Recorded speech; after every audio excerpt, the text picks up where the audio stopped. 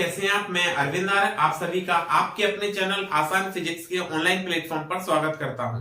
तो आज हम डिस्कस करेंगे विद्युत फ्लक्स, जो आपके आरबीएससी एग्जाम्स के पॉइंट ऑफ व्यू से काफी इंपॉर्टेंट है। विद्युत फ्लक्स आपके 2014 के एग्जाम में सप्लीमेंट्री में पूछा गया है और मेन एग्जाम में भी पूछा गया है। तो इसको डिस्कस करते हैं विद्युत फ्लक्स की डेफिनेशन को। देखिए, विद्युत फ्लक्स क्या होता है? किसी सतह के लंबवत गुजरने वाली कुल विद्युत बल रेखाओं की संख्या को विद्युत फ्लक्स कहते हैं।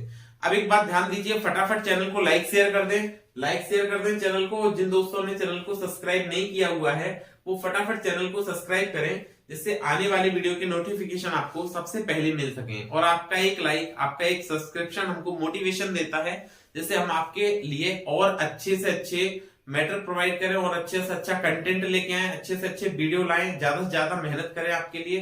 तो फटाफट से आप चैनल को लाइक शेयर कर दें। स्टार्ट करते हैं आज का कॉन्सेप्ट। तो देखिए, आज का कॉन्सेप्ट है विद्युत फ्लक्स। विद्युत फ्लक्स क्या होता है? किसी सतह के लंबवत गुजरने वाली कुल विद्युत बल रेखाओं की संख्या को विद्युत फ्लक्स कहते हैं। क्या बताया? किसी सतह के लंबवत गुजरने वाली कुल विद्युत बल रेखाओं की संख्या को विद्युत फ्लक्स कहते हैं। इसको किससे? फाई से व्यक्त करते हैं। तो हमने ऐसा माना कि एक सतह रखी है, एक समान विद्युत क्षेत्र हो गया E, इसमें एक सतह रखी है जिसका पृष्ठीय क्षेत्रफल S है। अब हमने क्या किया, इसमें एक छोटा सा भाग जिसका पृष्ठीय क्षेत्रफल ds है उसकी कल्पना करते हैं, उसको लेते हैं। तो इस यहाँ पे फ्लक्स कैलकुलेट करने के आपके पास दो मेथड हैं। फ्लक्स कैलकुलेट करने के आपके पास कितने तरीके हैं? दो तरीके हैं। पहला मेथड क्या है आपका कि हम इसको छोटे छोटे भागों में कैलकुलेट डिवाइड कर दें और फिर उनका बीजगणितीय योग कर दें। दूसरा तरीका क्या है कि हम एक छोटे से पार्ट का कैलकुलेट करें, उसका पृष्ठीय समाकलन कर दें, तो भी हमको टोटल फ्लक्स मिल जाएगा। तो देखिए, यहाँ पर ये सतह है जो एक समान विद्युत क्षेत्र में थोड़ी सी टिल्टेड रखी हुई है, किसी कोण पर रखी हुई है। ध्यान दीजिए, जैसे कि ये सतह हो गई, ये इस प्रकार से रखी हुई है। विद्युत क्षेत्र ऐसे गुजरता है, इस सतह से, इस तरह से गुजर रहा है। अगर विद्युत क्षेत्र इस तरह से गुजरता है सतह से, तो अगर मैं इस सतह पर अभिलंब बनाऊंगा तो देखिए, जैसे जैसे सतह घूमेगी वैसे वैसे ये अभिलंब भी घूमेगा। सतह ऐसे कर देंगे, अभिलंब सीधा हो जाएगा। सतह को हमने टिल्टेड किया हुआ है तो अभिलंब भी थोड़ा सा झुका हुआ है। अब देखिए, इस सतह पर विद्युत बल रेखाएं ऐसे निकल रही हैं, सीधी बल रेखाएं सीधी निकल रही है, मतलब दोनों के मध्य कोण कितना बन रहा है? थीटा बन रहा है। तो अगर थीटा बन रहा है तो देखिए, विद्युत क्षेत्र के अनुदेश इसका पृष्ठीय क्षेत्रफल का जो घटक आएगा वो क्या आएगा? पृष्ठीय क्षेत्रफल का जो कंपोनेंट आएगा वो क्या आएगा? ds cos theta. तो इसके छोटे से भाग से, इस अल्पांश भाग से फ्लक्स कितना निकलेगा? तो हम लिखेंगे d फाई बराबर e ds e, और ये क्या हो गया? ds cos theta. तो अगर हम कंप्लीटली लिखें तो d फाई की वैल्यू आ जाएगी आपके पास यहां से e ds cos theta. d phi की वैल्यू क्या आ जाएगी? e ds cos theta. ये तो छोटे से पार्ट से हो गया निकलने वाला विद्युत फ्लक्स, लेकिन हमको तो इस पूरे पृष्ठीय क्षेत्रफल से चाहिए, कंप्लीट पृष्ठीय क्षेत्रफल से चाहिए। और अगर कंप्लीट से चाहिए तो हमने क्या बताया अभी कि पृष्ठीय समाकलन कर दें। तो या इसी बात को हम ऐसा भी लिख सकते हैं, क्या? फाई बराबर ई एस, पृष्ठीय क्षेत्रफल अगर एस है तो ई एस कोस थीटा। ये फॉर्मूला हो जाएगा, क्या हो जाएगा? फाई बराबर ई एस कोस थीटा। अब इसमें सबसे इंपोर्टेंट बात जो है वो थीटा को याद रखने की है। थीटा किस किस में कोण है? थीटा विद्युत क्षेत्र की तीव्रता और अभिलंब के मध्य कोण है। फिर से ध्यान दें, थीटा किस में कोण है? तो थीटा विद्युत क्षेत्र की तीव्रता एवं अभिलंब के मध्य कोण है।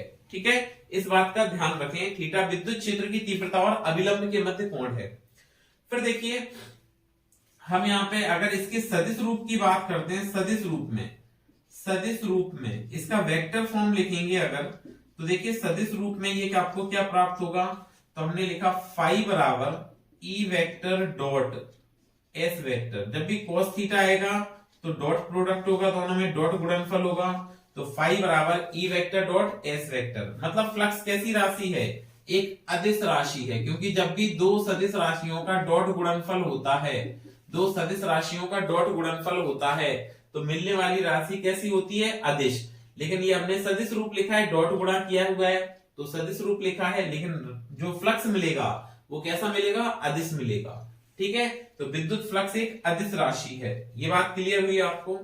अब देखते हैं इसकी इकाई की बात करते हैं। फ्लक्स की इकाई देखिए, विद्युत फ्लक्स की हम क्या लिखते हैं? यहाँ पे इकाई लिखेंगे।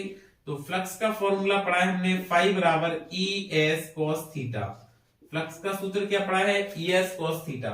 ई क्या है, विद्युत क्षेत्र, और विद्युत क्षेत्र क्या होता है, बल बटे आवेश इंटू एस कॉस थीटा। तो यहां से अगर हम इकाई लिखते हैं बल की, तो बल की इकाई क्या होती है, न्यूटन। बल की इकाई क्या है, न्यूटन। आवेश की इकाई क्या है, कूलाम। आवेश की इकाई क्या है, कूलाम। इंटू पृष्ठीय क्षेत्रफल की क्या हो जाएगी, मीटर स्क्वायर। पृष्ठीय क्षेत्रफल की क्या हो जाएगी, मीटर स्क्वायर। तो ऐसा ही सिस्टम में इसकी इकाई क्या बनती है, न्यूटन पर कूलाम इंटू मीटर स्क्वायर। एक तो ये आ गई इकाई, और थोड़ा सा इसको सिंप्लीफाई करते हैं तो ये न्यूटन इंटू मीटर स्क्वायर को metre upon coulomb into metre, metre square को मीटर इंटू मीटर 2 बार लिख दिया। न्यूटन इंटू मीटर मतलब बल गुणा विस्थापन क्या होता है, जूल। इसको हम लिख सकते हैं जूल प्रति कूलाम इंटू मीटर। और आगे आपने विभव पढ़ा होगा, विभव विभव क्या होता है, कार्य बटे आवेश। तो इसकी एक और इकाई क्या बन गई, वोल्ट। एक और इकाई क्या बन गई, वोल्ट। तो विद्युत फ्लक्स की इकाई एक और आ जाएगी, वोल्ट इंटू मीटर। तो याद रखें ये सभी इकाइयां आपको याद रखनी है, एक ये इकाई याद रखनी है, एक इकाई याद रखनी है। तो हमने ये विद्युत फ्लक्स की इकाई बना दी। अब बात करते हैं इसके विमा की। तो देखिए इकाई विमा पूछी जा सकती है आपसे, तो इकाई हमने लिख दी। अगर हम फ्लक्स की विमा की बात करते हैं कि विद्युत फ्लक्स की विमा क्या बनेगी, तो देखते हैं इसकी विमा। तो देखिए विद्युत फ्लक्स की विमा जो होगी वो हम लिख पाएंगे। देखिए विमा बनाएंगे जब, तो हमने विद्युत फ्लक्स का फॉर्मूला पढ़ा है यहां से विद्युत फ्लक्स का फॉर्मूला क्या है, फाई बराबर E S cos theta. Phi बराबर क्या है, ई एस कोस थीटा। ई को आप क्या लिख पाए, बल बटे आवेश इंटू एस कोस थीटा। अब देखिए इसकी विमा बनाते हैं, तो फ्लक्स की विमा बनेगी, बल की विमा क्या होती है, एम एल टी माइनस 2। आवेश की क्या होती है, ए टी। पृष्ठीय क्षेत्रफल की एल स्क्वायर। कोस थीटा विमाहीन होता है, तो इसकी विमा बन जाएगी क्या, एम एल क्यूब, टी ऊपर गया तो टी माइनस 3 ए माइनस 1। ये इसकी विमा बन गई, M L cube T minus 3 A minus 1। अब इसमें इंपोर्टेंट कॉन्सेप्ट क्या है कि अगर आपसे कभी ऐसा कहा जाए कि यदि विद्युत बल रेखाएं किसी सतह के लंबवत निकलती हैं, विद्युत बल रेखाएं किसी सतह के लंबवत निकलती हैं, तो थीटा कितना बनेगा। विद्युत बल रेखाएं जो हैं वो पृष्ठ से, पृष्ठीय क्षेत्रफल से कैसे निकलती हैं, लंबवत। तो थीटा कितना बनेगा आपका, लंबवत निकलेंगी तो 0 डिग्री। थीटा कितना बनेगा आपका, 0 डिग्री। अगर आपसे ऐसा कहा जाए कि जो विद्युत बल रेखाएं हैं वो क्या होती हैं, पृष्ठीय क्षेत्रफल से लंबवत निकलती हैं, लंबवत निकलेंगी तो थीटा 0 डिग्री बनेगा। ध्यान दें इस कॉन्सेप्ट को। ये मान लो आपका पृष्ठीय क्षेत्रफल है, ये क्या है आपका पृष्ठीय क्षेत्रफल। बल रेखाएं ऐसे निकल रही है लंबवत। तो मैंने कहा था कि थीटा किस किस में कोण है, ये जो फॉर्मूला पढ़ा आपने ई एस कॉस थीटा, इसमें थीटा किस किस में कोण है, विद्युत क्षेत्र की तीव्रता और अभिलंब में। लेकिन यहाँ पे क्या कह रहे हैं, बल रेखाएं पृष्ठ से लंबवत निकलती है, तो ये पृष्ठ हो गया, बल रेखाएं लंबवत निकल रही है। लेकिन अभिलंब बनाऊंगा इस सतह पे तो ऐसे ही बनेगा, ये अभिलंब इसी दिशा में बनेगा। तो देखो दोनों समांतर हो गए, अभिलंब और विद्युत क्षेत्र समांतर हो गए, मतलब थीटा कितना है, 0 डिग्री है। और 0 डिग्री है तो फ्लक्स कितना आएगा, तो देखिए इस केस में अगर हम फ्लक्स लिखें तो ये आएगा फाई बराबर ई एस कॉस 0। बताइए कॉस 0 का मान कितना होता है, 1। तो कॉस 0 का मान अगर 1 होता है तो यहाँ पे फ्लक्स ई एस के बराबर आ जाएगा, जो मैक्सिमम आएगा, अधिकतम आएगा। लेकिन अगर आपसे ऐसा कहें कि विद्युत बल रेखाएं जो है वो पृष्ठीय क्षेत्रफल के समांतर निकलती हैं, विद्युत बल रेखाएं पृष्ठीय क्षेत्रफल के कैसे निकल रही है, समांतर। मतलब ये पृष्ठ है, पृष्ठ से ये समांतर जा रही है बल रेखाएं इस तरह से। लेकिन फिर से हमने पढ़ा था कि थीटा किस किस में कोण है, विद्युत क्षेत्र की तीव्रता और अभिलंब में। तो ये विद्युत क्षेत्र की तीव्रता ऐसे समांतर जा रही है, अभिलंब इस पे ऐसे बनाया, दोनों थीटा कितना हुआ, 90 डिग्री। अब देखिए यहाँ पे कंफ्यूज कर दिया उसने कि बल रेखाएं विद्युत पृष्ठीय क्षेत्रफल के समांतर। जैसे बच्चे समांतर देखते हैं तो 0 डिग्री लिख देते हैं, बट एक्चुअली यहाँ पे एंगल क्या है, 90। याद रखो फ्लक्स के केस में उल्टा होता है, यहाँ पे एंगल कितना है, 90 डिग्री। 90 डिग्री है तो फ्लक्स क्या लिखेंगे, फाई बराबर ई एस कोस 90। बताइए कोस 90 की वैल्यू 0, कोस 90 0 तो फ्लक्स कितना, 0। ठीक है, तो ये हमारा विद्युत फ्लक्स की कंडीशन हो गई। अब देखिए इसमें एक अच्छा क्वेश्चन देखते हैं, हम सिंपल क्वेश्चन देखते हैं। ये क्वेश्चन आपसे 1 नंबर में पूछा जा सकता है, बिल्कुल सिंपल क्वेश्चन है। अगर आप डॉट प्रोडक्ट करना जानते हैं तो इसका आंसर आपका आ जाएगा। अगर आप डॉट प्रोडक्ट करना जानते हैं तो इसका आंसर आ जाएगा। तो देखिए क्या है, एक पृष्ठ है जिसका पृष्ठीय क्षेत्रफल, आप कंप्लीट लिख लीजिए, मैं बोल देता हूं। एक पृष्ठ जिसका पृष्ठीय क्षेत्रफल 15 इंटू 10 की power -3 J cap metre square है।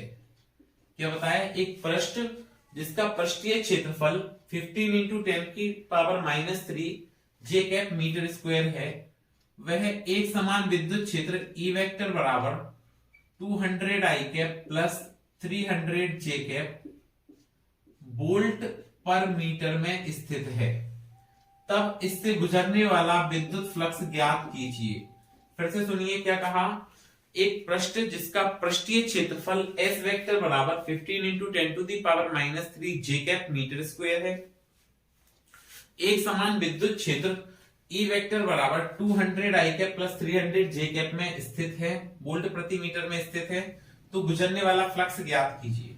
अब देखिए, अगर फ्लक्स ज्ञात करना है तो फ्लक्स का भी हमने फॉर्मूला पढ़ा था, क्या, E vector dot S vector, मतलब आपको डॉट करना आना चाहिए।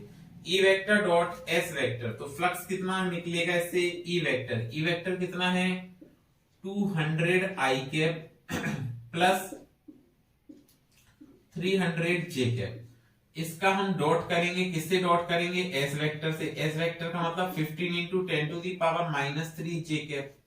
जब आप डॉट करते हैं ना तो आपको याद होना चाहिए जे का जे से होगा, लेकिन आई का जब जे से करोगे तो 0 हो जाएगा, इसलिए आई और जे का डॉट करने की यहाँ पे आवश्यकता है नहीं। आई और जे का डॉट कितना होता है 0, लेकिन जे और जे डॉट का डॉट कितना होता है 1।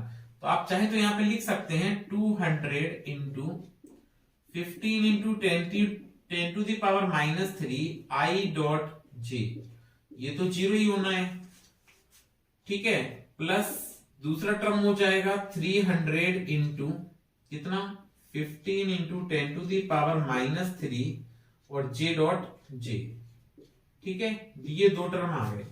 अब आई डॉट जे कितना होता है 0, तो फ्लक्स कितना आ जाएगा यहाँ पे आपका 0, प्लस इसको सॉल्व करेंगे तो 4500 into 10 to the power -3 J dot J 1 हो गया, 1 2 से इसको कैंसिल किया तो 10 की पावर -1 हो गया, और सॉल्व करेंगे तो यह जाएगा 45 डिवाइडेड बाय 10। तो अगर आप फ्लक्स की बात करें तो फ्लक्स की आ जाएगा आपका 4.5 वोल्ट इंटू मीटर, क्या जाएगा 4.5 वोल्ट इंटू मीटर, ठीक है। इस टाइप का ये क्वेश्चन आपसे पूछा जा सकता है। तो आज के लिए इतना ही, मिलते हैं नेक्स्ट क्लास में, पढ़ते रहिए, सुरक्षित रहिए, जय हिंद।